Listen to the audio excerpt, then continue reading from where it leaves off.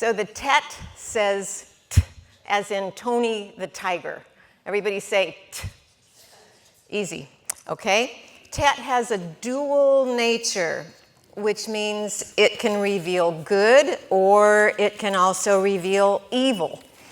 So Isaiah 45:7 says, I form the light and create the darkness. I make peace and create evil. The Lord does all these things. So that's an interesting concept to think about. All right, let's first write tet. No, let's first do this, actually.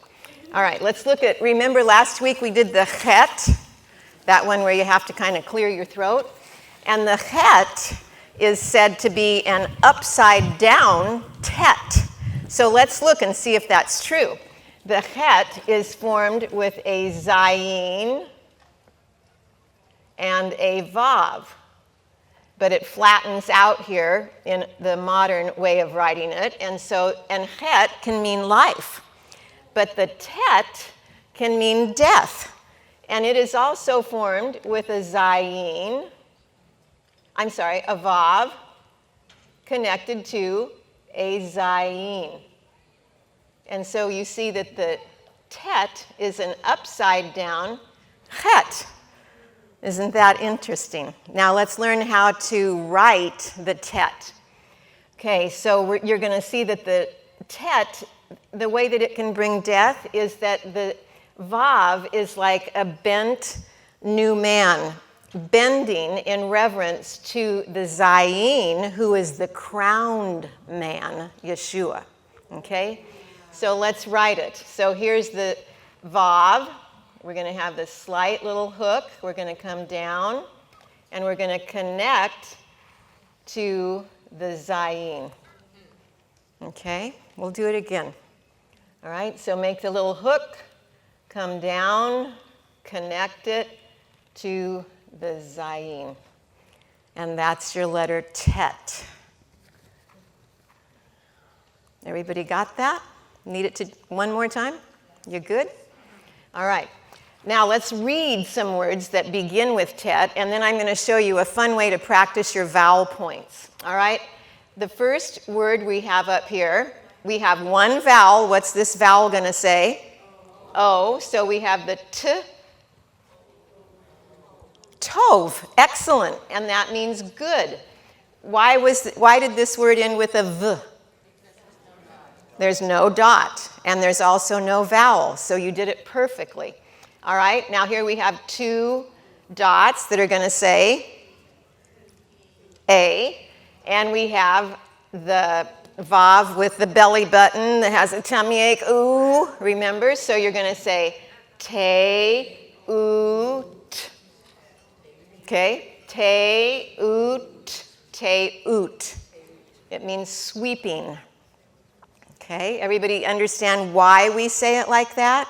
Does the aleph make any sound of its own? No. And so the aleph is just going to say this sound. So it's going to be te, oot, te, oot. Got it? All right, so let's do, okay, so what's one dot underneath going to mean? E. So it's going to be T, vul, and that's the lamed. It says L, ul.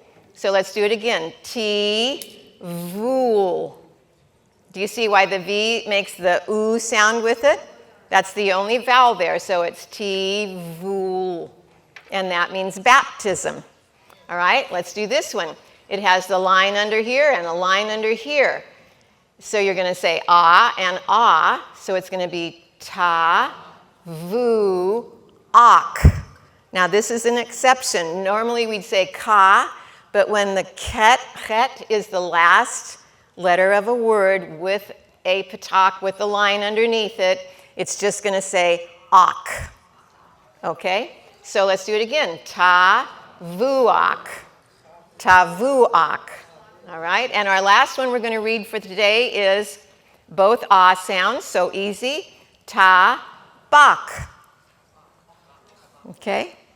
Ta, bach. And that's, you see why it ends with the k sound? Everybody understands that? All right, now I want to show you something that's fun.